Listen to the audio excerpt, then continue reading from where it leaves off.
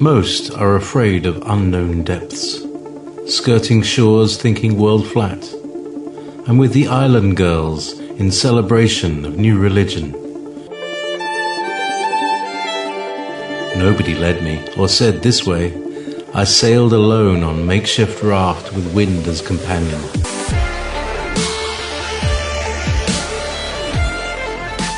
Fate for deliverance, confidence enough to assess new disposition. Seekers of lost paradise may seem fools to those who never sought the other worlds. Welcome to Momentary Zen with Zen Garcia. Visit www.fallenangels.tv. You're listening to Revolution Radio. Pick it up next week. As little as long ago, or as far away as forever, this is where we meet to celebrate what never was as it comes to pass. Welcome, friends. I'm your host, Zen Garcia. This is Momentary Zen here at Revolution Radio on Studio B, and we'll be broadcasting for the next 2 hours. I thank all of you that are in the chat room for joining us, that are tuned in to freedomslips.com, and all of those that are listening over mobile devices and various other platforms and mediums. We appreciate your fellowship and you taking the time to join us live and to be part of the show. We do absolutely consider you to be some of the wisest and most well-researched individuals out there, and it's an honor to dialogue with you in the way that we do. This evening I have as guests with me both Carolyn Hamlett and Dan Duval. We will be discussing topics such as the organization, the plan, the New World Order, Nephilim, pre-existence, and the end game, and how all of these things tie into current events, where we are in the world as far as being the fig tree generation and being witness to the outpouring of spirit and the amount of information that is coming to the forefront and is available to us, especially with the internet, is absolutely amazing, and that really there's no excuse for ignorance, and there's so much to be learned in order for us to individually prepare ourselves for those things that are coming, as well as to school and educate our children, our parents, our loved ones, friends, associates, acquaintances, on everything that is connected to what we will be discussing this evening. But let me first give Carolyn a chance to give a shout out to the listening audience. Carolyn, are you there, sister? Yes. Hey, everybody. Thanks for inviting me on, Zen. I've been looking forward to being on your show. I understand you have an audience that is, like you said, educated and very aware. And I've never spoken or shared my information with this group before, and I just ask everybody to be patient as I'm trying to share what I know and what I've experienced. And if anyone has any questions, I'll do my very best to answer them. And also, if there are any questions that are not answered on the program, people are welcome to email me. And I go through spells where I am good at answering emails, and then I have to slack off a bit. I'll let you know that ahead of time, but I'll do my best to answer the emails I receive. And my email address is, right now it's crhamlet. That's with 2 T's, Hamlet with 2 T's, crhamlet@gmail.com. And thank you. Oh, thank you, Carolyn. We appreciate your willingness to come onto the program. And we know that you don't do a lot of shows with a lot of individuals, so I consider it a great privilege to be able to do and conduct this interview with you and with Dan. And I know that he's very well versed in your story, and I'm sure that many of the listeners in the audience, if not all, are familiar with you and the the topics and the things that you have written about and done shows on. And for those that don't know or have not heard of Carolyn, she is an insider in that she has come out of the Illuminati organization and has an interesting perspective from that to be able to share with us. And so it truly makes her story perplexing and compelling, to say the least. And there's very few others like John Todd and Savali and others like Kathy O'Brien and Bryce Thompson or Taylor or something like that. But anyways, it's very few that have been able to come out and that have lived long enough to be able to do the kind of work that you're doing. And so this will definitely be a very interesting show. Dan, let me give you a chance to also address the audience. And if you would, sir, please do share where you conduct your own interviews, because you have your own radio program, as well as any websites or anything of that. And also, Carolyn, afterwards, I'll give you a chance to share your website and information as well. Well, thanks a lot, Zen. And am I coming through okay? Yes, you are. You both sound very well. Perfect. Well, it's a pleasure to be on your program. Thank you for inviting me and Carolyn. Your listeners are going to be in for a real treat tonight as they are able to learn what Carolyn knows.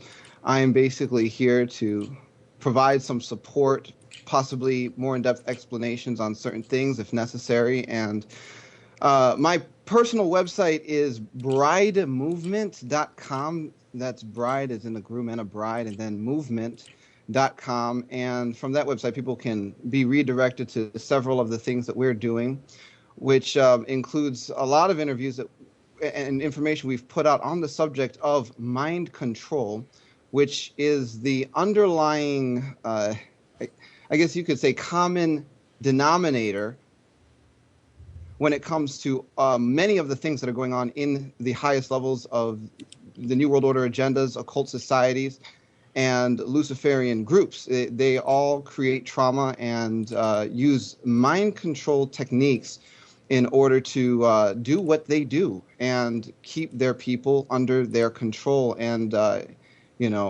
Carolyn has survived that, and I've been along for the journey with her. We shared her story, which is also available from my website, direct link, bridemovement.com. People want to go to the mind control tab, and she has her entire 7-part story found there. And I've also had the privilege of working with her through many of the things involved in healing from what she has come out of, including deliverance and the integration, the breaking of the programming itself. And so that's a bit about me, and I will just throw Carolyn's website out there for her. It is www.beyondthephysicalrealm.com. All right. Well, I want to thank you as well, Daniel, for taking the time to join us. I know that you're traveling and, even, I guess, just getting into your hotel and getting comfortable. And so we appreciate that as well, sir. Thank you. It's a privilege to be here. All right, Carolyn, he did give out your website, but is there anything else that you would like to share, or any other websites or projects that you're involved in, things that you are working towards? I know that both of you have done so much together. You should even consider putting out a book, something that would summarize your relationship and the things that y'all have covered and talked about over the years.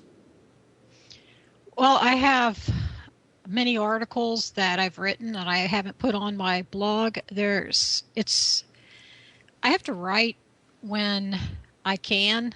The truth is, a lot of times I don't feel well.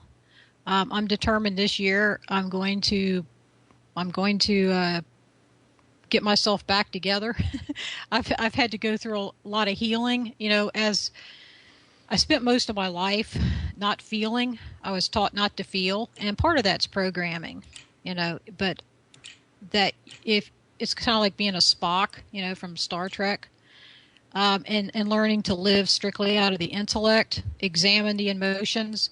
But what I've had to learn in my healing process is that when memories come forth from my past, many things I remember, but there's some things I had like partial memories.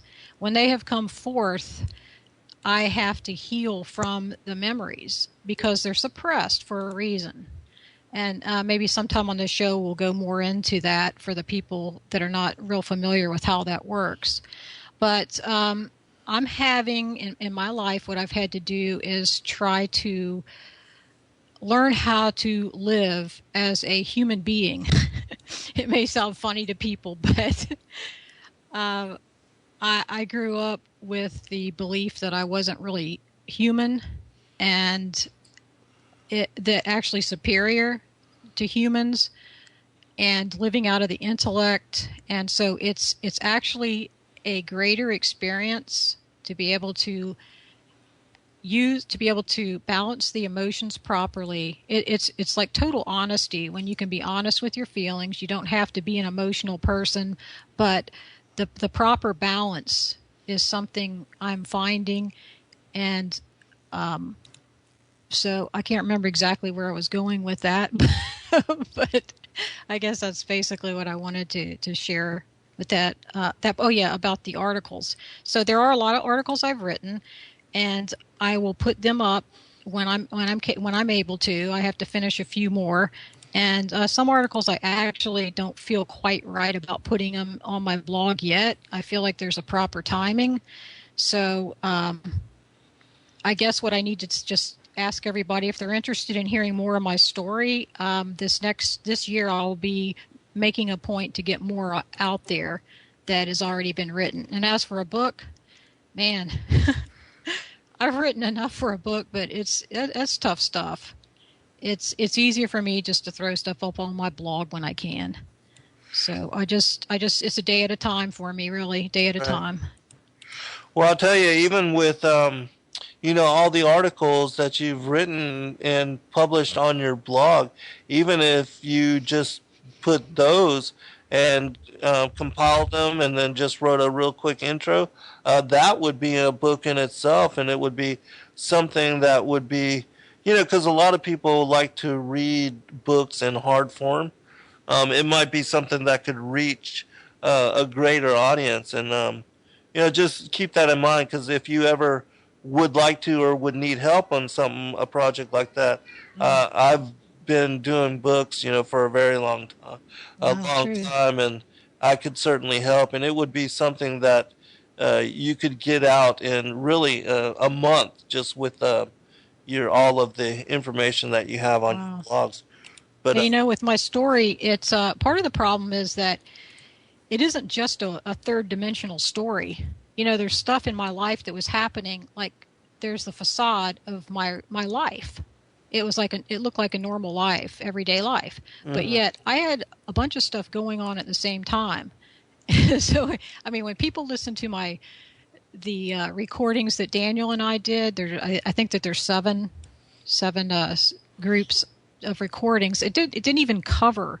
It only covered part of my story and some of the highlights. There's stuff we never had brought out that we were wondering even at that time, are people going to be ready to hear it? It was hard enough to hear what Daniel and I brought out on the series he and I did, and yet there was a whole other dimension that has to do with mind control that happens outside of the body, and many levels of that. It's just out of this world. But since then, was it 2 or 3 years ago, some of that information is actually coming out. Other people are starting to put some of that information out themselves. So that won't be so hard. But it's just that, trying to tell my story, it can be kind of confusing. And it's to me, sometimes it gets overwhelming to even just try. But I can imagine. Go ahead. But, and I appreciate you offering... Yeah. To help me with that. So thank you. Oh, you're welcome. And certainly, even with the one article that you shared on Henry Mackow's website, talking about, you know, your remembrances of your childhood and the sexual abuse you underwent. And I mean, those kind of topics are so heavy. Is even the listening audience ready or even prepared to handle and to be able to digest those kind of things? But I think that, you know, especially with all the stuff that has come out with the Catholic priesthood and their involvement, and now all the elitists and their involvement in the pedophilia, that certainly you would not be able to be 100% graphic in the experiences, but that they're more apt to be able to digest those kind of things more so than ever before. And Yeah. so, yeah, and it's more believable now because of the other confirmations that have come out. Go ahead. Yeah, there's some like Savali was a Right. trailblazer. I call him. Can you hear me? Yes. Uh-huh. I call them trailblazers. Savali was a trailblazer. Another one, some people have heard of her, some haven't. It's Lauren Stratford. Johanna Michelson helped her. Johanna Michelson also helped me. That, you know, we'll get into that part of the story sometime, probably on your program here. But Lauren Stratford wrote a book called Satan's Underground. And not only was Lauren, do I totally believe Lauren, she helped me too, through Johanna Michelson. But she literally died of a broken heart. Oh, wow. And it's because being a trailblazer is not easy, but what she did paved the way for other people to come forth with stories like hers. So I think of her often, and though she suffered a lot, and she suffered maybe even more so after she put her story out, because people don't, the evil doers don't want the truth exposed. They don't want those. They don't want to be exposed, and she exposed them. She spelled it out. She was a woman of great courage. And because of what she did, many people have been helped and will continue to be helped. So I'm truly, truly thankful for her and other trailblazers like her. Well, likewise yourself, in what you are doing, you are also setting the premise for others to be able to find the courage and to empower themselves in similar manner to share their testimony. And so for that, all of us applaud you and thank you for your commitment to the truth and sharing, you know, how it is that you not only came out, but also came to the knowledge and the relationship with Christ, and how that has protected you over the years. Because certainly without that, and with what you have, you know, are up against, the odds you are up against, that you could easily have been stopped and snuffed out in some way, so that you couldn't do what you do. Absolutely true. Well, it's go ahead, Dan. No, go ahead. No, I was just going to interject for a moment to give your listeners a little bit of background in order to understand some of the stuff that Carolyn is going to share. And I'm actually going to come back, if it's okay with her, to a point that you were beginning to make, because it's quite revelatory. But when we're talking about someone like Carolyn, she'll use terms like memories that I recovered. Why would someone use language like that? Well, the answer is that there's a relationship, and this is just from a scientific standpoint, between the amygdala and the hippocampus in the brain. They have this relationship for memory storage, and most memory is stored as what's called narrative memory. And narrative memory is stored as arousal is presented to the amygdala and then communicated to the hippocampus, which records basically to the temporal cortex. That's how most memory goes. And there's different levels of arousal which depend upon the situation, circumstances, and type of information a person is being presented with. But when a person is traumatized, or there is such an excitation of the amygdala due to circumstances being presented, there is no recording of what is called narrative memory by the hippocampus. Instead, it is completely shut down, and all of the data that's coming in becomes stored as physical sensations and emotions. It actually gets trapped.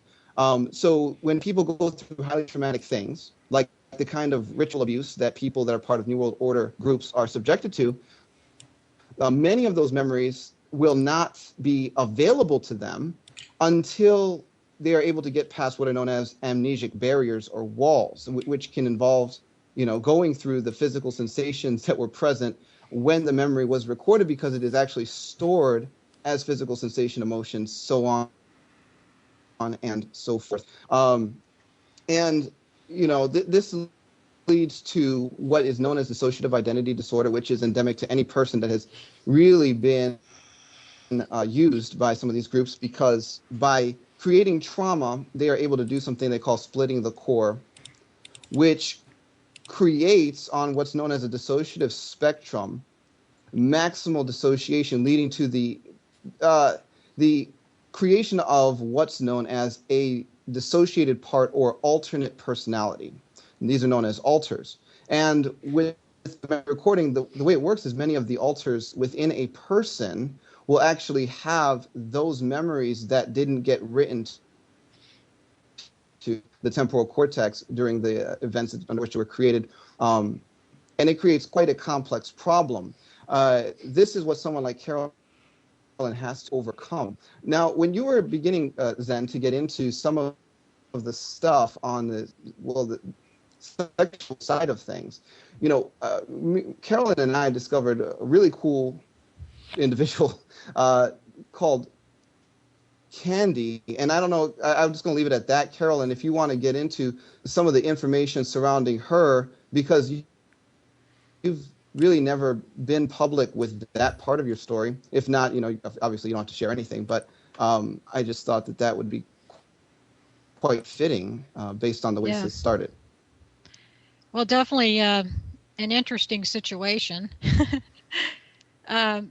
Candy, actually, we kind of call her Candace now. She was programmed. It was during a time in my life in the early 70s when I suspected something was happening, but I didn't know. It appeared by all appearances that nothing really was happening in my life, except that I'd get in my car in the morning and find out I had like my gas tanks on empty when maybe the night before it was like 3/4 of a tank.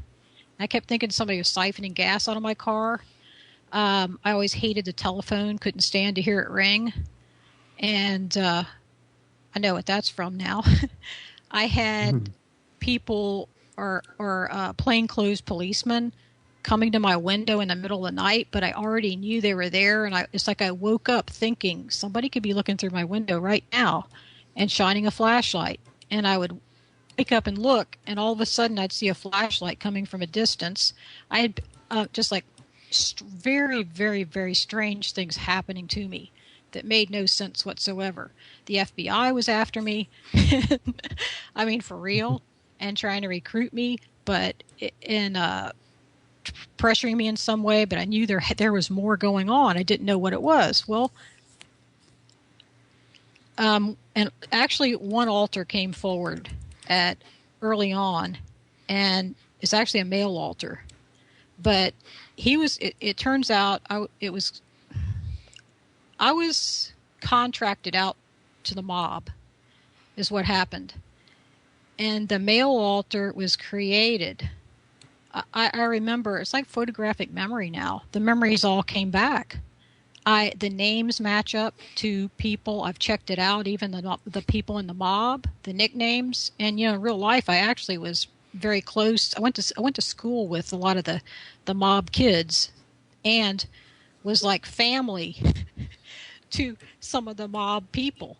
And yet it didn't connect that more was going on, but there was. So what happened was that there was a part of me that was, it was, okay, I was contracted out for the mob for about 4 years before the section that they had planned for me.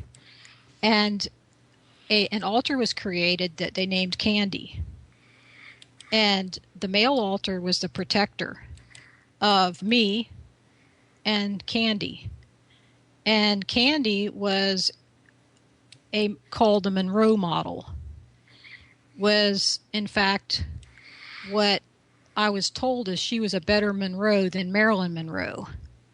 Yet she was trained more as like an escort mainly for one person. But she was programmed to be the ears and the eyes for whoever she was with, so that no one would know that she was smart enough to know what was going on. So she actually carried a lot of important information and was able to deliver it to somebody else, or actually find out information. So she was a key person, which was another reason I think that there were people tracking me and trying to find out what I know. So in fact, there was a time where I had been someone actually was trying to get me involved in some illegal activity that was going on. It was some car theft and transferring drugs, and I was supposed to be an escort. Well, the person that took me there, the people seemed to know who I was. I didn't know who they were. And when they realized I didn't know who they were, they got together and got real hush-hush and kind of scared, and then sent me away real quick, and that was it. But, and I wonder, what was that all about? So an interesting part here about Candy is that I knew she existed. I mean, I found out that she existed. She has a lot of good qualities, and in fact, she and I have integrated, and which is helping me now, because she has some good qualities that's been helpful in my life now. But I found a picture by accident on the internet that was a picture of me with people I didn't even know. This, it kind of freaked me out. What would you think if you find a picture of yourself, right, and you're thinking, first of all, it's like, that's got to be a twin. That can't be me. I don't know those people. What am I doing with them? I'm not even dressed like I usually dress. It's like, and then I realized it was me. Carolyn. Hold on. We'll be right back. Welcome back, everybody. I'm your host, Zen Garcia. This is Momentary Zen. And as I have as guests with me this evening, both Dan Duval and Carolyn Hamlett. Before we went to the break, Carolyn, you were speaking about Candace or Candy, and I'm guessing that this was one of your alternate personalities, and that you said you had been contracted by the mob. Can you tell us what you were contracted for, and also, I guess, like the Mata Hari sort of spy kind of thing, but also, if you would, lead us into an explanation of the organization and the work of Alice Bailey in setting up the organization and the plan. Okay. I want to go back real quick. I mentioned about the gas in my car. Yes. The reason I brought that up was, the protector altar that I had. These are there's a core. I'm the core, and two large parts of me are Candace, and another is Andrew. Andrew was used for the mob for other things, and one of the things Andrew did was, it wasn't me that answered the telephone when it would ring, when the programmer would call. It would be Andrew. The phone would ring, Andrew would switch on, become me, and actually, take the front and answer the call, take the information down, or Andrew had it already programmed into him time-wise if I was supposed to be at a certain place at a certain time. So I would drive my car. So in the middle of the night, I wouldn't remember, but it would be Andrew that would be driving it. That's why I didn't have gas in my car in the morning. So that all made sense. And the fact that he was the one who answered the telephone call, he was the one who would let me know if there was someone coming after me, so that either he would take charge and protect me, or he would let me know so that I could take care that I would know what to do to handle myself and to be safe. So that was one of his jobs. So, yeah, Candy would sit in sometimes on card games and be the eyes and ears and go with the boss, what they called them. There are a couple of people that were called the boss, go with the boss, different places. Sometimes the boss would send Candy to be with someone that if it's like, okay, something about me that's always been a plus since I've been a small child is that I could always sniff out a rat. That's what they call it. I could sniff out a rat, even as a little girl, like 5 years old. Some of the stuff they used me for was that I could tell. I had the ability to be able to tell if someone was telling the truth or not, or if they were to be trusted or not. So I would, even as Candace, I was sent in I had the ability to make people feel at ease, to feel comfortable, to feel good around me, and to relax. That was one of the things I was trained in, but Candace especially was programmed for that. So when Candace helped people relax, then they let their guard down. Candace could get information that they didn't know that Candace was able to comprehend and retain. Candace would go back and report it.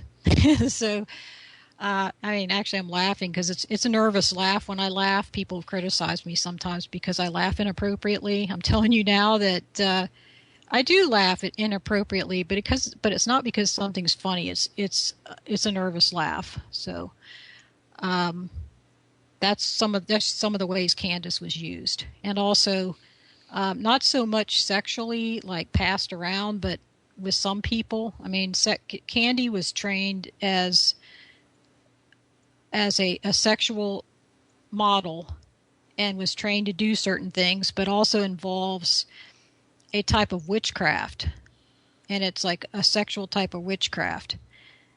And so there's a lot that I've had to renounce involving that. Yes. Okay, so getting into the plan.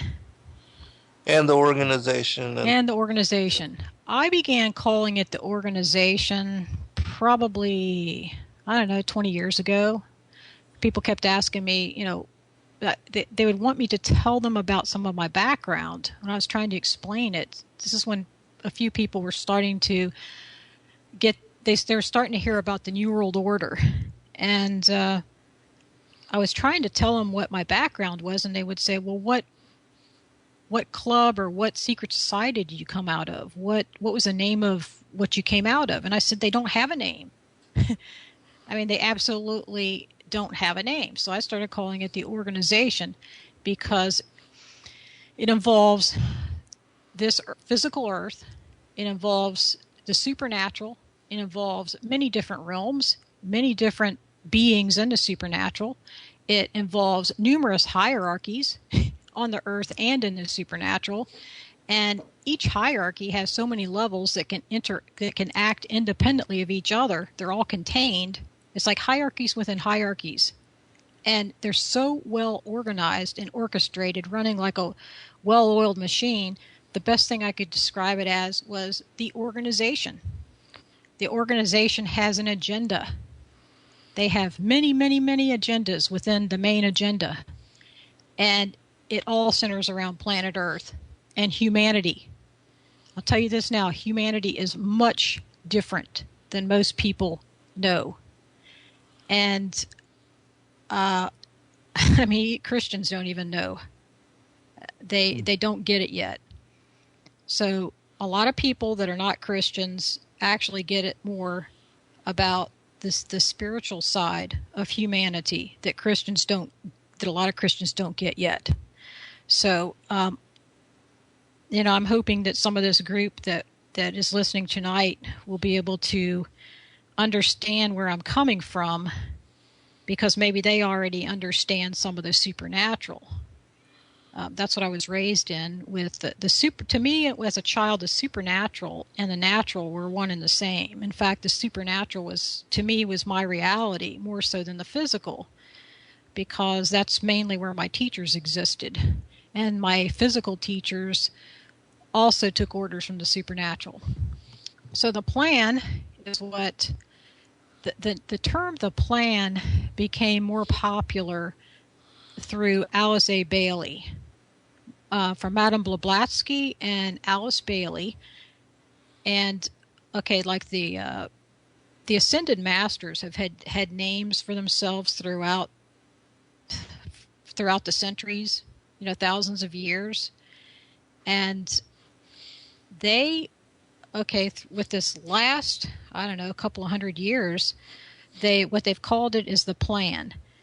And although this plan is thousands of years old, and it's the same beings that have made this plan. Let me make it clear. There are two separate plans.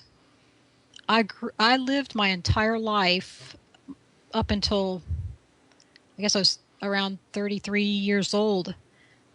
I lived that entire time believing there was one plan, that I served the plan of God, the creator of the universe, the righteous creator of the universe, until I was shown. And it was hard for me to want to believe it, but this is what illumination is.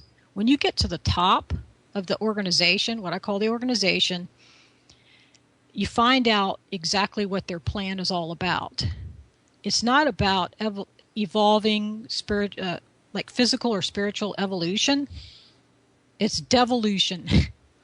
They tell you exactly who they are.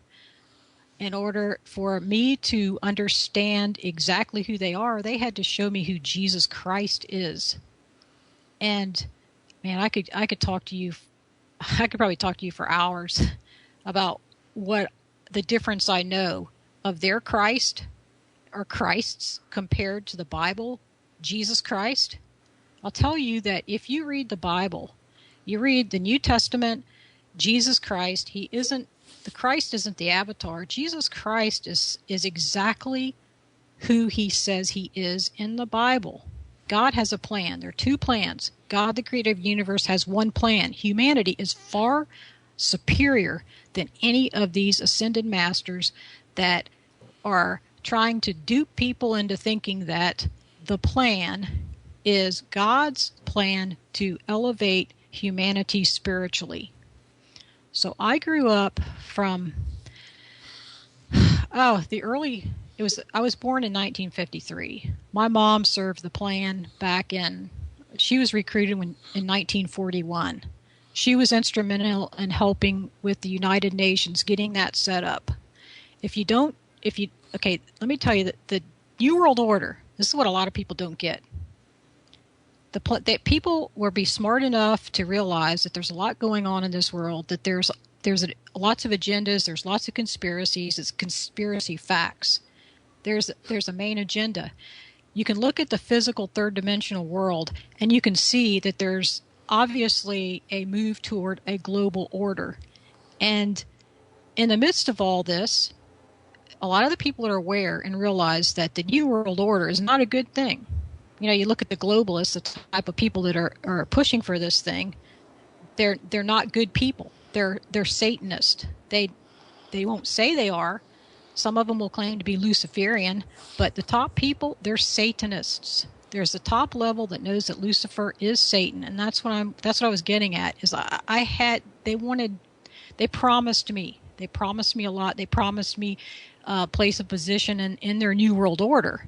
And this is not just a New World Order of global order for people. This is a spiritual thing. They're bringing in Lucifer, who is Satan, bringing in his government. They've been working on this for many years, making hybrids, bringing in their elite, their most powerful, making bodies for them. Before I left the organization, this is what I was helping them do. This is the real deal. So I want people to understand that the New World Order is authored by the Ascended Masters, and the plan is Satan's plan. It's not God the Creator. That humanity is created. Our spiritual beings, our spirit beings, are something very, very special, different than any God's creations. So we're like chips off the old block. And the Ascended Masters don't want you to know that. You don't need to go through an Ascended Master. There is only one way. I'm telling you the truth. There is one way, and it's the truth that Jesus Christ is that way. God only needed one way. So I think you wanted to say something, Zen? I think Dan was going to say something, but I wanted to make this real quick comment before you do, Dan.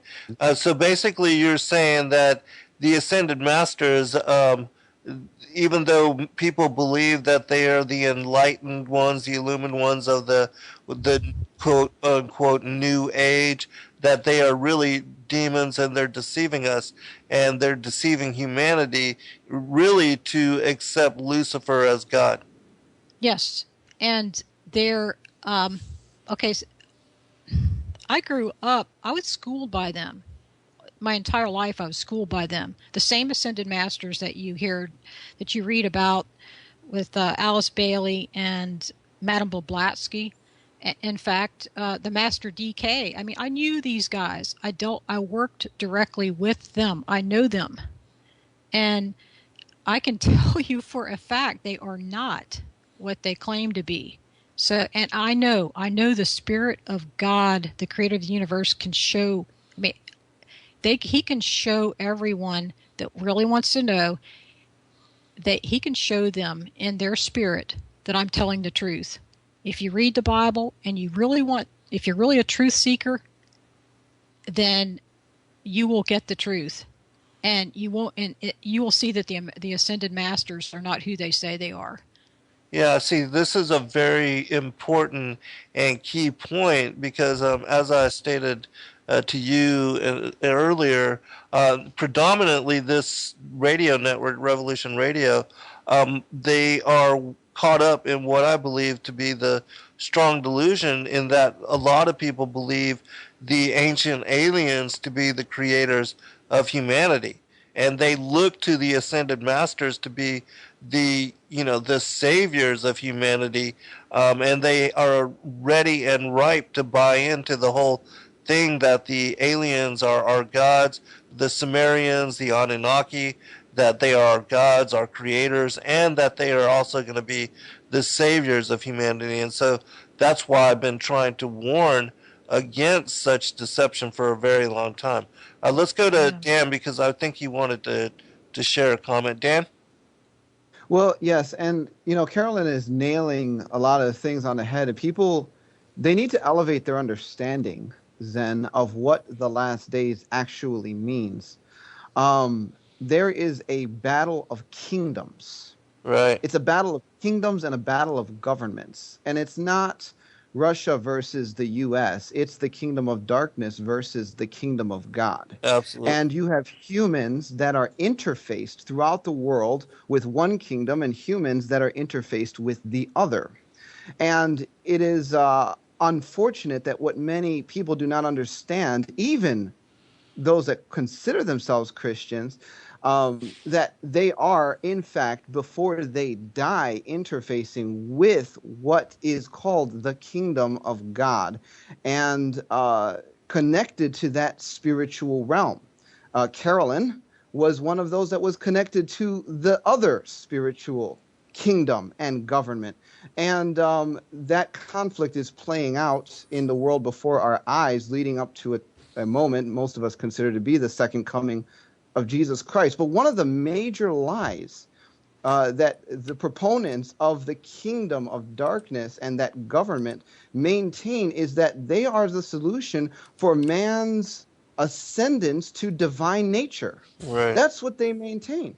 You will be enlightened, you will ascend. But see, the God of the Bible, what many believers don't understand, said that in 2 Peter 1:4, whereby are given to us exceeding great and precious promises, that by these ye might be partakers of the divine nature, having escaped the corruption which is in the world through lust. And what believers don't understand, Zen, this is one of my big things, is that, God has given us promises that we would be partakers of the divine nature that is his nature.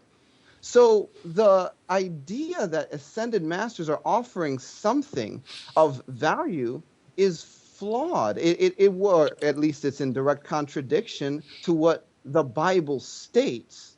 And the only way to get what the Bible states, which is that connection to God's divine nature, the creator God, is through Jesus Christ. And that's one of the things Carolyn is trying to communicate. She wasn't connected to or actively connecting to the person Jesus Christ while she was in the organization, but she switched sides. And this is a big thing, because when people, I believe, begin to understand that, going after a divine nature through these occult means, ascended masters, enlightenment, these kinds of ideas, when they consider that versus what God of the Bible has actually offered, what they'll find is that, they're being lied to, that there is a real and true divine nature that is being offered to them, and it doesn't come with the trauma and the bondage and the evil and wickedness and the mind control that is being leveraged against all those that are signing up with these ascended masters. Right. And there's one other aspect that is very important and profound, because a lot of the New Age, as far as the law of attraction and things that, as far as how to manifest, those things are true, but they demote Christ as being one of these ascended masters, or that he was just a special person that became a walk-in for one of these ascended masters or one of these enlightened beings. And so a lot of what they will teach, as far as even the things to do with our ancient past or ancient mysteries, can be true, but that 5% leaven is what will cost you your soul, because to deny Christ is to have him to deny you, and he is the way and the truth and the life. And as Carolyn was stating earlier, he came into the flesh in order to show us an example to us the way home, and to show us that he is King of Kings, Lord of Lords, and that he can trump death, and also all of the other so-called gods, the pagan gods, which are nothing more than the fallen angels parading as God, and that he is a God incarnate in the flesh, and he can do offer salvation to whom he chooses to offer it to. And that's the whole key, because none of these other pagan gods or deities or ascended masters can do that. They cannot offer you eternal life, salvation, a return to our first estate. They can promise you enlightenment or things of that nature, which is nothing more than Christ within us, because that is the connecting link to source, that is God within us.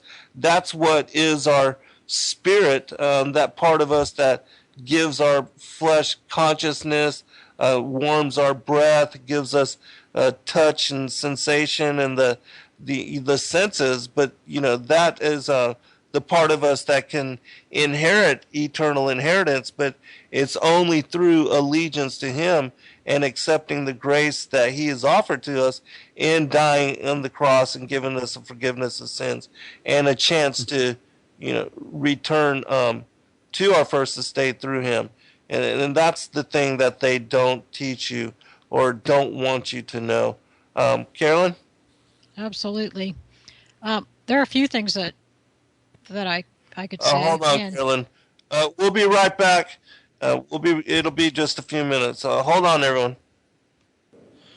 Welcome back, everybody. I'm your host, Zen Garcia. This is Momentary Zen, and I have as guests with me Dan Duval and Carolyn Hamlett.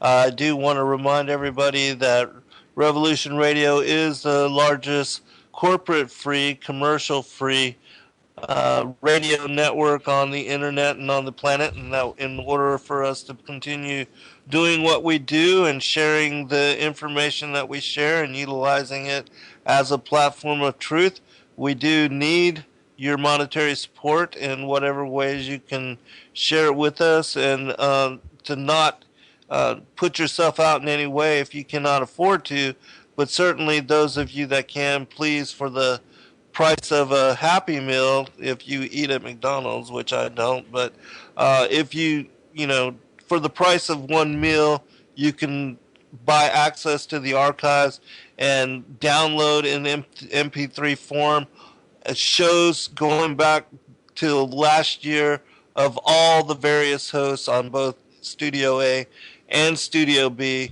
and you can upload them to your iPad, iPod, and burn them to discs, and not have to listen to commercials, radio, or anything of that nature. And we appreciate your doing so in advance.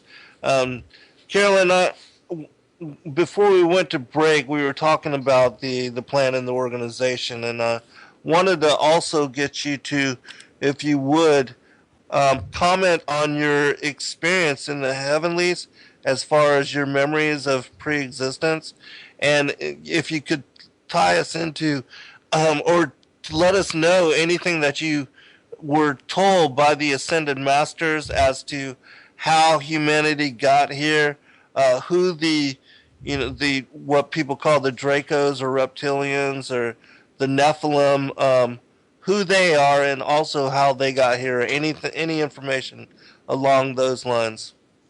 Well, whatever information I talk about is not going to be much compared to what I know. So, yeah, sure. I'll just start talking, I guess. Okay, great. Something that's carried me through my entire life. One of my favorite things to think about, and it actually makes me homesick, but it's helped me through and helped me. Well, I know that our righteous Creator, which I call Heavenly Father, I know He wanted me to remember my pre-existence, and He has other people that are here on the earth at this time that also remember the pre-existence, and that's not an accident. He intended that. It's because He does have a plan.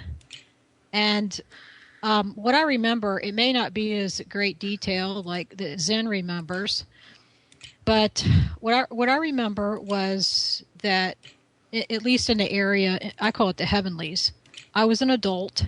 I was an adult female. There were males and females there.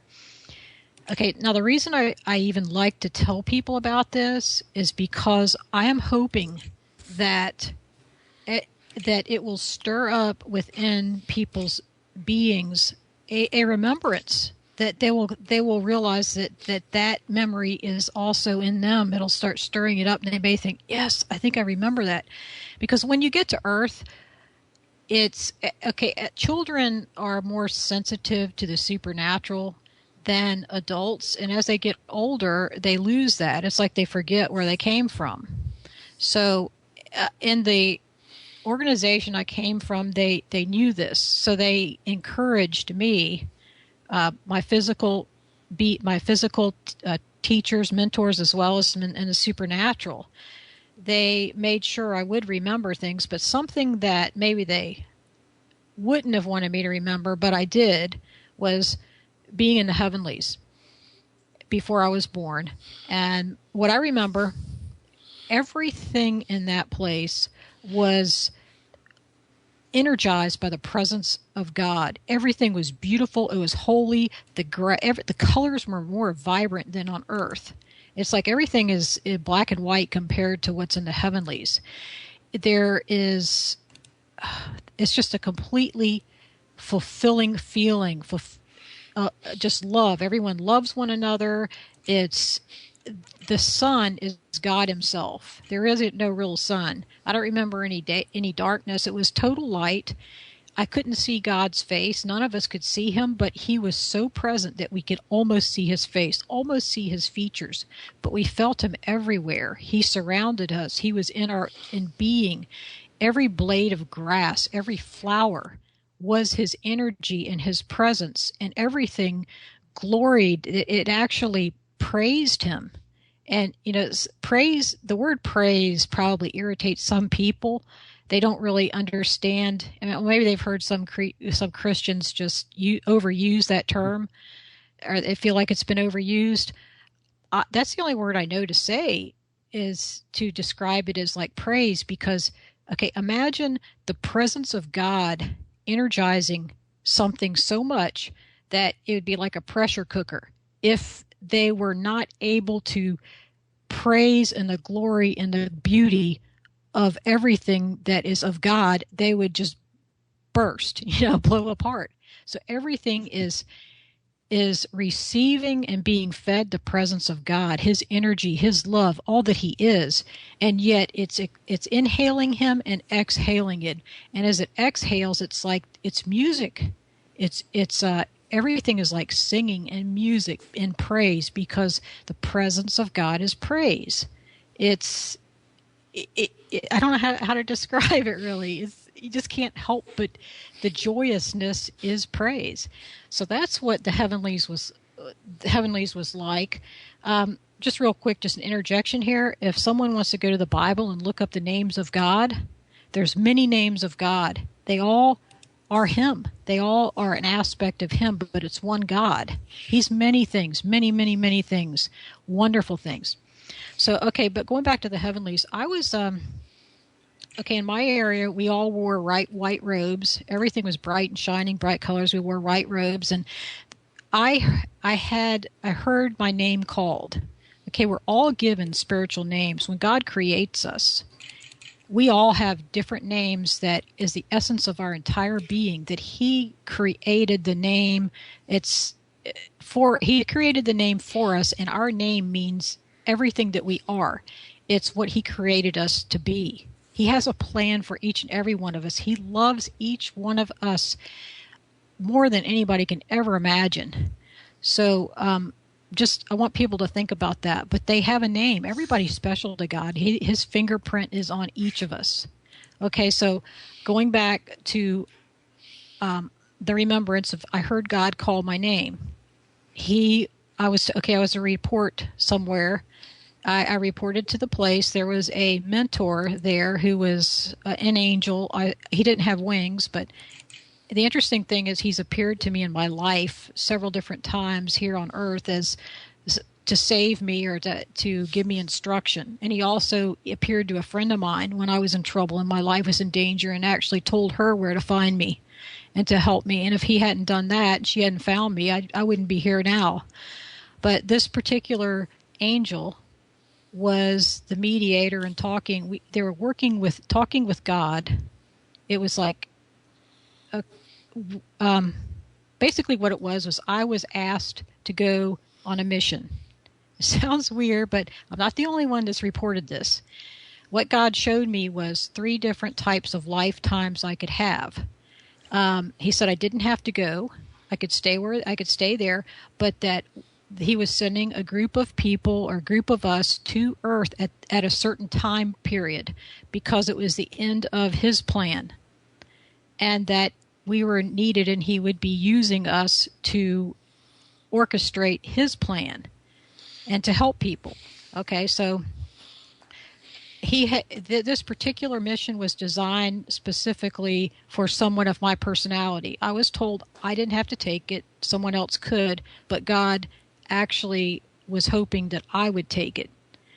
And so anyway, he showed me, I remember seeing the different lifetimes. One was just a really easy kind of a thing, and then there was a medium one. I can remember seeing families, and I still have those memories. And then he showed me the difficult one. He said, now this is the lifetime that I'm talking about. This is more like 3 lifetimes in one. What one person would live in one lifetime, it would take 3 lifetimes of experience to live this one particular life. He said, this is the one I'm talking about. Would you take it? And I felt strong, and I wanted to please him. I was excited about God's plan, and I said, yes, I will take it. And I can remember he was happy. My mentor was happy. They told me, or the God told me, that it was going to be very difficult. He would have to step in throughout my life to help me because it was going to be hard. And I actually remember feeling kind of cocky and thinking, yeah, right, I can do it. It's because in my mind, if I've ever thought I can do something, my determination helped me do it. I would think, okay, I'll do it, no sweat. Well, I found I was wrong. Life here on Earth, you get dirty. It isn't as easy as you think it is. And it's not fun losing innocence. And yet, I know now God's plan is there's a risk when we leave the Heavenlies. There is a risk. We may not make it back. But God was going to, we have free will. And I have done my very best, and I don't feel like it's been good enough, but it's the best I can do. And I am thankful for God's help because He has helped me. He has saved me. He has stepped into my life at numerous times to save my life. And if it wasn't for Him stepping in, I would be dead. And I honestly believe, I know for a fact that God put me in the family that I was born into, put me in that bloodline for a specific purpose so that I could know what it was like from the enemy territory, know their plan, and come out and tell you about God, the truth, God's plan. Yeah, absolutely. I fully agree with you, and it was similar for me, even though I don't have the exact details. But my feeling of pre-existence is similar to, the whole quote of Jeremiah chapter 1, verse 4 and 5, where the word of the Lord goes to him and tells him, I knew you before you were ever in the womb of your mother. I had foreordained you to be a prophet unto the nations. I absolutely feel that this is the final generation and that many are here for this particular time and that have very important missions, and that a lot of people are not aware or have that remembrance, and because they are not living up to their purpose and haven't awakened to that. And so I feel like those of us that have and are similar to what you're doing, that we're here to pique that interest in people so that they can have that recognition of who they are and why they're here, and then accept the responsibility and to fulfill their true purpose and to live for that the kingdom, and not just for the matrix and the illusion of the whole 9 to 5, the American dream, materialism, buying a bunch of stuff and that kind of thing. Because even though we have to survive in the matrix and live in this world, it shouldn't take precedence over the spiritual aspects of what we're here to accomplish. And that's the thing that most people get so caught up in the matrix that they don't give any focus or any attention to anything other than the carnal aspects of world. Let me get Dan to comment on this, and then we'll go back to you, Carolyn. Well, yeah, thank you, Zen. And yeah, I just wanted to say a couple things. One, yeah, you guys are not the only ones, and I work with a number of survivors, different people around the world, with similar stories to Carolyn's, from different parts of the planet. It's just amazing to know what the devil is up to on so many different fronts. But I do want to say a few things in response to what Carolyn has said. There are survivors that are going to listen to a testimony like Carolyn's, and immediately, if they recognize what is in their past, go into a sort of disdain, because they might say, well, I hear everything you're saying, Carolyn, I identify with you, but I didn't get a choice. I don't remember being sent by God. I don't remember having the option. And I just want to encourage people, God has a reason for what he does, what he allows people to remember, and it's all part of his plan. It doesn't mean necessarily that if any person does not have remembrance of being sent on a mission here, that God has any less of a plan for them, or any less redemption or healing for them, or any less liberty or freedom for them in his provision or any less respect for them. God simply does what he wants. And but he is an ever-present help in time of need. He is a healer. He is a redeemer. And he is a just God. And he does bring justice to any person that has called upon the name of the Lord and sought out his purpose for their lives. And so I just want to encourage people listening to a testimony like Carolyn's that identify with her story, but do not necessarily identify with the assignment side of things. I know for me personally, here I find myself at the front lines of a lot of things. And you know what? I do not remember getting my assignment before I was born. Yet, during my life, I have had many conversations with the Lord, with Jesus Christ. I have seen areas of the Heavenlies. And it's just been the way that God has worked in my life.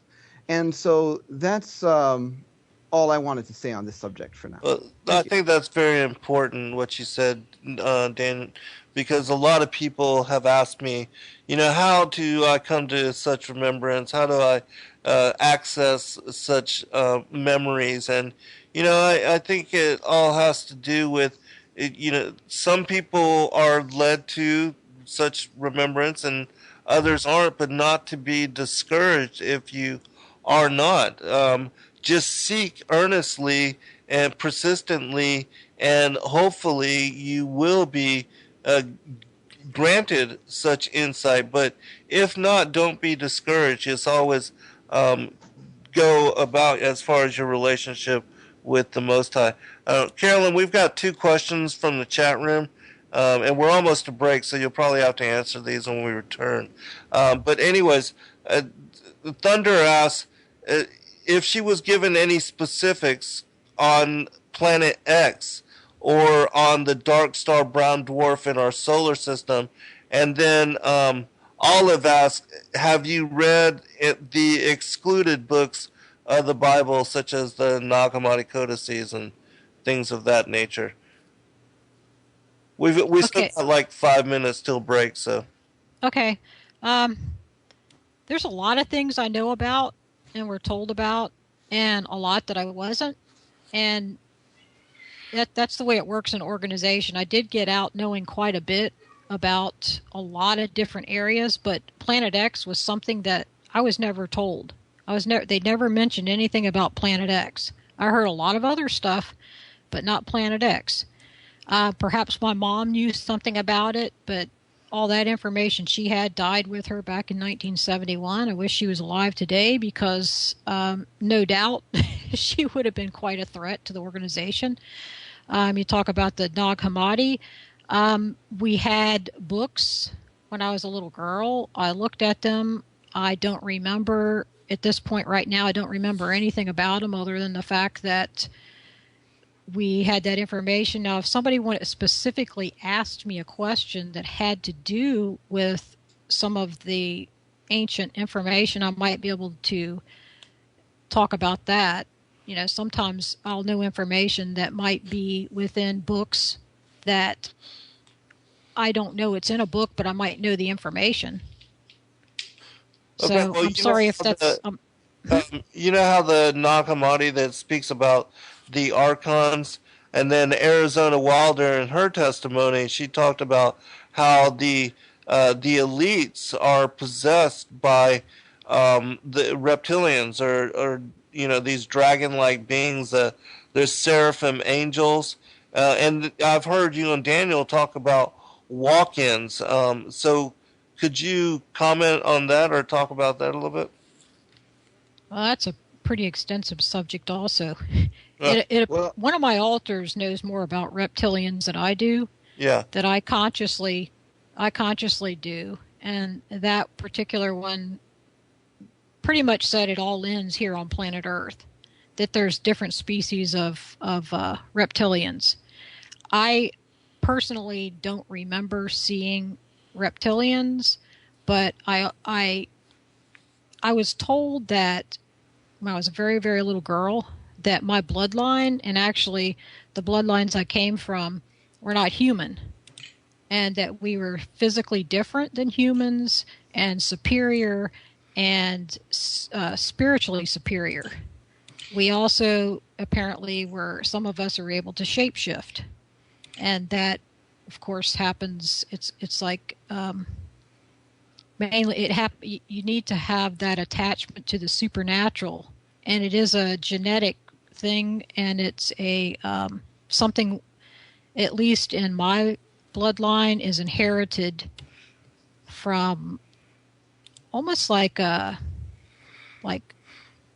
do like a kingship, or it's like a scepter is passed down from one generation to another. You inherit that, and some of the abilities that you can be possessed by a high demon, demons that have great authority in Satan's kingdom. There's different types of beings in Satan's spiritual hierarchy. And see, I could go all over with this topic, but it's like there are different types. Not all of them look human. And some of them possess people. Some of them don't. I think Daniel was whenever you get a chance. But let Carolyn finish, and then I'll. Okay. All right, we're 1 minute out from break, so go ahead, Carolyn. Okay, and then I ought to be let Daniel. Gosh, I'm just come back rattling along here. Yeah, no, please. We appreciate the information. Well, there were light beings. Some of the most powerful that I had. Part of my job toward the end in 1984 and 85 had to do with bringing light beings in from Arcturus, and that's all. I just called them light beings, and they called themselves Opportunos. They preferred to appear as humans once they got here, and they created their own bodies. Now there are ones that will walk in and actually change a human body to suit how they want. Genetically can change it. And there's so many ways that Satan's organization is infiltrating humanity, and they're making superhumans. So they aren't just using bloodline people anymore, but it's easier to use bloodliners. The ones that they've actually had through the centuries. I've told that it isn't just Illuminati. It's bloodlines that have been here for a long time. They've actually. All right, hold on, everyone. We'll be right back for final segment. Hold on. Welcome back, everybody, for final segment. I want to read just a real quick passage, and then get both Daniel and Carolyn to comment on this. I think if you've not heard this, Carolyn, you'll find it very interesting, as likewise you, Daniel. It says this: he wanted my friend to secretly prove once and for all if this was true or not. The subject claimed that his extended family and their cousins, who are kings, queens, princesses, and princesses, as well as leaders of industry and banking worldwide, believe they are children of an otherworldly race of humanoid beings. He'd been taught by his tutors that once upon a time his ancestors had fallen to earth after some cosmic calamity in the time before the garden. He believed that while their ancestral mother was Eve, their ancestral father was not Adam. He was torn to know if a child of Cain was actually genetically different and whether he could be saved. He thought of the Vatican's pronouncement that the aliens are our cousins, and the Vishnu teachings of a time when gods flew in spaceships and destroyed whole cities in a single blast. He even had notes about Elijah being caught up in a chariot of fire. Maybe he had misread or misunderstood the entire history of the Bible. Maybe from Genesis to Revelation, it was about some far more tangible and real fallen angel alien cousins than the ghost-like destroying angels he'd always pictured in his imagination. One final paragraph. They once reigned from Olympus and were pharaohs. Whatever the real truth of their history, their belief is the driver of their actions. Being the true believers they are, They will continue to operate in accordance with their belief and the laws of alien Darwinian type survival. That's why they interbreed to maintain the purity of the bloodline. That's why they secretly meet and connive to pass power between themselves. And that's why they must fool the rest of mankind into wars of self-destruction and debt, so that we may be forever enslaved to their lusts on this prison planet till death do us part. More than afraid, they know in their hearts that it is a fight for survival. The fight for survival. Daniel, let me get you to comment on that, and then we'll go to Carolyn, because there was one other comment in the chat room that I want to share with her. Daniel, you there?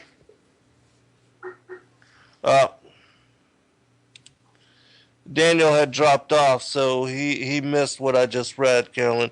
So I'm going to just go ahead and go to you. And I want to give you this comment from the chat room.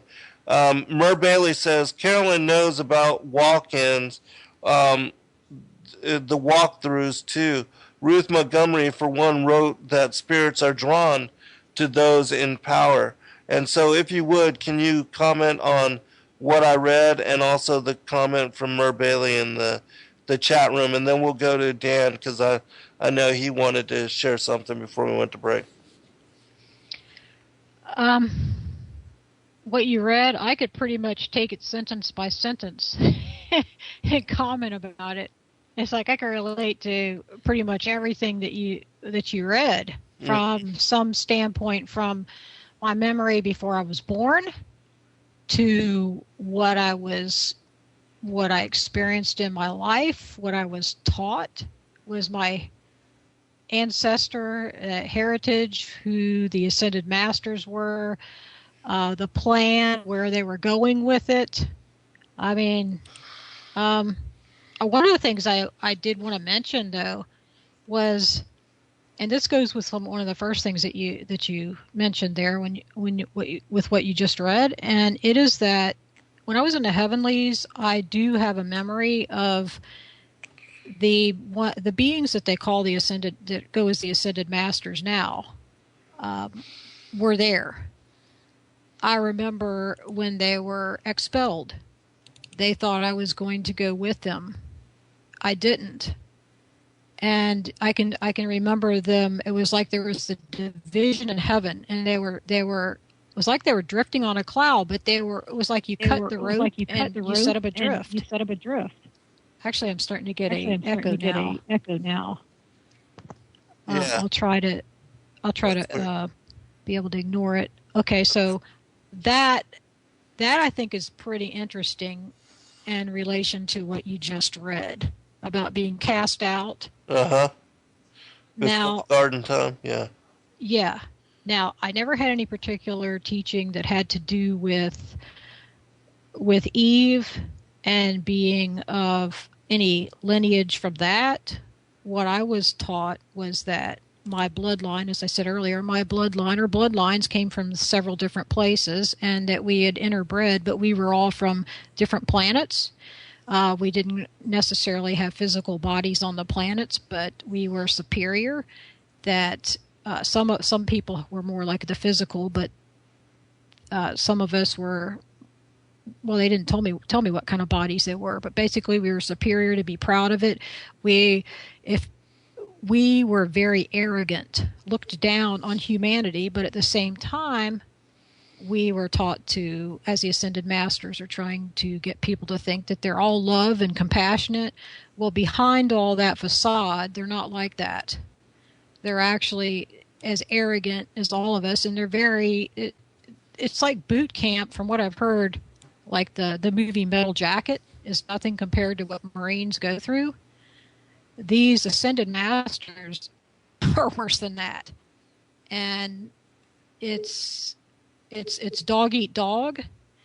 They are masters, but they're masters of illusion, but they want to be your master.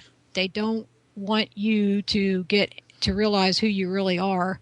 They don't want you to know what the real plan is. And speaking of the Bible, they use just enough quoting out of the Bible to make you think that they support the Bible and that they actually know more about the Bible, and that when you become a Christian, you commit intellectual and spiritual suicide, and it's like getting a spiritual frontal lobotomy. That's a complete lie. What I know from being inside of the inner circle of the organization is they don't want you to read the Bible, because if you did, you might not only pick up on the true spirit of God, you might actually read the truth and see, you'd realize what they were taking out of context is not esoteric hidden knowledge that they're going to tell you higher enlightenment and higher thought. You put it in context exactly how it is, and you actually get the truth. Jesus is the Word. He's the Logos. He's the Word of God. He's the law. He spoke everything into being. Yeah. So he is not an avatar. He is not a ascended master that is on a low budget, low count ascended master. That they don't even want you to they won't tell you about Jesus. They don't even want you to think about the Master Jesus, because they want to take you completely away from Jesus Christ and learning who he really is, the Word. And it is only God's true plan. It's God's rescue plan for us, is the best way I can put it right now. And I don't want to get too much into preachy stuff. Gosh, there's so much I wish I could share. One of the things I wanted to mention, I could just touch on it a little bit, is that what they told me about Atlantis. Oh yeah, that would be awesome. They told me, okay, I may be the only person who actually that's alive that may know exactly what happened in Atlantis. They showed me what it was like. It was like I was there, and the reason they actually took me there, it's kind of like you relive the past. They were trying to keep me from leaving the organization. They were threatening me. They said, don't leave, don't speak out against us, because this is what's going to happen if you do. And that what they said was, gosh, I saw Atlantis when it was going down, exactly what happened, what it looked like. I know what their temples look like. The ascent, it was the center of the planet. It was like the New World Order run by them. They were actually just about to control the entire earth and humanity at that point. God was the one that destroyed it. You may read otherwise, that how it got destroyed. It was actually our heavenly creator that destroyed it, because God's going to win this, not Satan. Right. And Lucifer is Satan. But I don't know. Do you want me to even go into detail about that? I can do it another time, or maybe put it on my blog. But well, yeah, I would really love to hear that, because I think that's one of the most fascinating subjects. And I wanted to open phone lines, but we really don't have time. Let me, Daniel, you wanted to comment here, and then we'll go back. Let Carolyn go back into this topic of Atlantis, because I think it's so fascinating. Yeah. All right. I'm really sorry I did drop off, but I had heard everything you read before okay, good. Yeah, I just dropped off right as I was about to begin responding. So, yeah, this thing is pretty big. And the way the heavenly hierarchies are broken up, there are a lot of other, you could call them persons or intelligences, besides just humans and maybe your basic demon running around. And Carolyn is living proof that this is true. One of her altars gave me a lot of information about the certain things that you were asking about, especially like the reptilian question, so on and so forth. Uh-huh. And the thing is, I get a lot of information from a lot of altars, and I don't always know what to do with it, and neither do the people I work with. So a lot of things, they stay on the back burner. It's like, oh, I don't know that this can be verified, or if it is completely true. It may be, or it may be what they were told, which is no different than what Carolyn remembers being told, which could be outright lies. Like, the ascended masters are the deliverers and saviors of humanity, and the ones that are going to graduate us to higher consciousness, which we believe is a lie. Jesus Christ is the one who gave us his mind, and who wants to graduate us into the family of God and to rule and reign with him through all eternity. So with the reptilian question, though, one of the things that I was told, one of the pieces of information, is that a lot of the reptilians are kind of like walk-ins. What it seems like they do, at least according to what I was told, is that they will come into the fetus as like a spirit entity, and take the human spirit inside of the fetus and put it in a box. And basically, that human spirit will never express itself in that person. And then the reptilian will own the body. And it will basically be the walk-in for the entire lifespan of the person. And then at certain rituals or different times, they can force the body to take their form, which is the 7-foot, 8-foot reptilian nasty. Is that the actual mechanics? I don't know. That was what I was told. Maybe, maybe not. But, there's that to whet someone's curiosity. Revelation 13:8 is very interesting. It says, "And they that dwell upon the earth shall worship him," meaning the beast that comes out of the sea, "whose names are not written in the book of life of the Lamb slain from the foundation of the world." And I didn't understand this verse until I understood the book of life.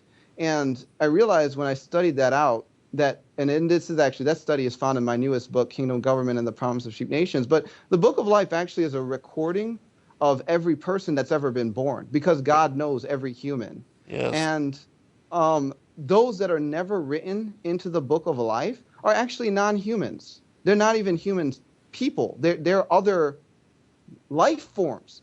And so when you say, "and they that dwell upon the earth shall worship the beast," all of them, we're talking about at this point in human history, there is a presence of other life forms on the earth that are integrated into the beast kingdom, which comes back to what we were saying about, they're trying to bring a lot of things on the earth. And what another thing, and this is my last point before coming back to Carolyn, part of her told us, is that, basically it's all about the agenda for new heaven and new earth, because new earth means new heavens. And the heavens are the conglomerate, the sum total of all dimensions and heavenly places that are going to be cleansed as a result of the work that God has centered on humanity, which he purposed to be graduated into, the top ranking hierarchy of all of creation, because the Bible says we're heirs of God and co-heirs with Christ. And what a lot of New Agers don't understand is that what they are buying into, in my opinion, is really counterfeit compared to what we have in Jesus, who is the author of our salvation and the savior of our souls, and the one who wants to give us freedom and true life. So anyway, those are my last comments. We can come back to Carolyn. She has a lot more to say. They shall mingle themselves among the seed of men. Carolyn? Did you want me to finish mentioning about Atlantis? Yes, please do. Okay. That's still going to be kind of cutting it short. But yeah, if you would be willing, we would love to have you back on, both you and Daniel, and to do a follow-up on this at your, availability, if you're willing. And so we won't have to rush this subject, and we can pick it up, because I know that we got 8 minutes left. There's no way we'll be able to cover in fullness all that you could say on this and other things. So. Yeah, I'd love to come back, as long as the audience is interested in hearing more. There's a lot. Absolutely. Yeah, there's a lot that Daniel can explain that I can't explain, that has to do with the kingdom of God and what it means to be in Christ. And a lot of people don't get it, but they're going to get it. Mm-hmm. It just people understand why the counterfeit's a counterfeit. So right. There's a lot of Christians that need to wake up to that. Right. Exactly. But, okay, so I'll just quickly tell you a little bit about Atlantis. Please do. I was there was a channel. I was on a piece of land. There was like earthquakes. There were fires everywhere. The sky was hazy, like with smoke or fog. There was so many fires as I was looking toward the mainland. Okay, on the internet you may see pictures. There's pictures if you Google like Babylon and Hanging Gardens. There are pictures that remind me of what I saw. like with Atlantis. They worship the sun god, a lot of emblems about sun worship. But like I said, the ascended masters, the beings who parade as ascended masters, were the ones who were running that. And anyway, the water began to get so hot that it was boiling. The fires were burning so intensely on the land that I was on, and the land that I was looking across the main part of Atlantis. Everything was so much on fire and spreading. I could hear the people screaming. I could smell. I mean, even to this day, I can smell I can still remember the smell. It was terrible. The putrid smell. The sky was like a rosy, eerie color with the fires and the haze, and I could hear people screaming and echoing in the backgrounds and dogs barking and stuff. The people were being driven off the land, they were going into the water where the channel was, and the water started to boil. And people were being boiled alive in the water, but they were still wading out in the water because it's either they get burned to death on the land, and the land is like everything's crashing and falling around at the same time, but they're still walking into the water and getting boiled. And that was just, I remember smelling it and feeling it and hearing it just as if I was there. And it makes me really think that could very well be what happened. It aligns with some of the, like in the Coleman Bible, there's a scroll that I share with people called the Scroll of Thoth, and it aligns up with the Emerald Tablets of Thoth.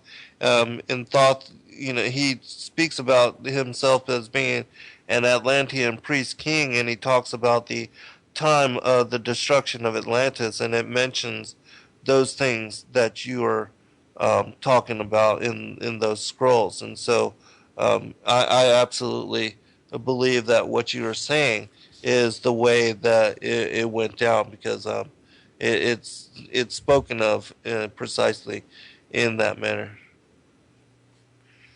And that's what the Ascended Masters feared for their future.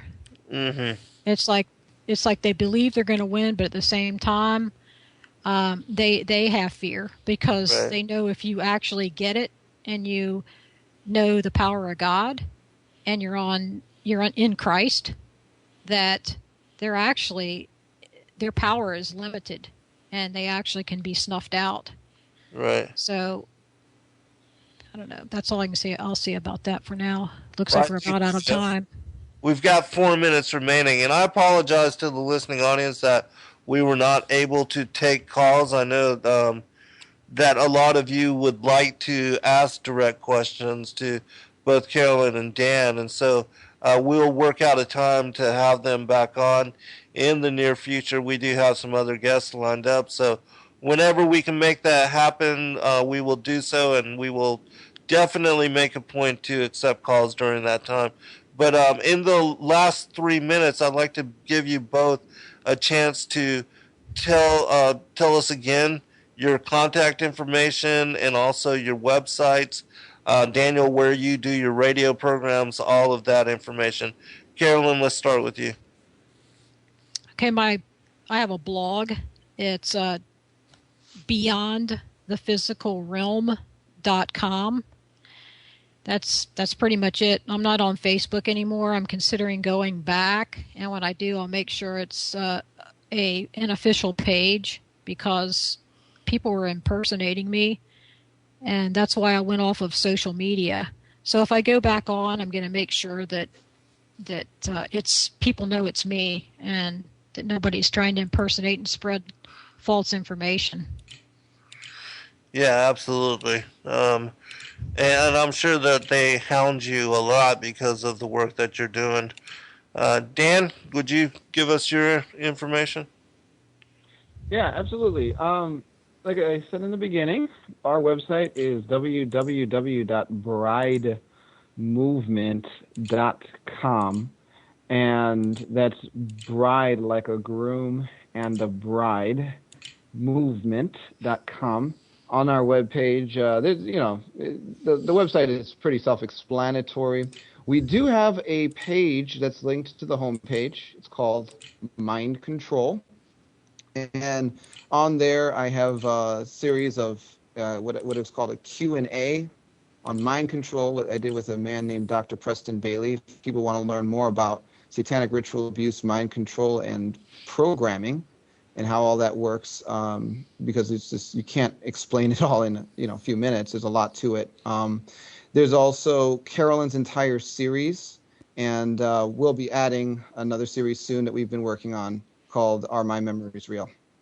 All right. Well, thank you, everyone, and thank you both for joining us and your willingness to come back on. God bless all. I pray that you are watched over, protected,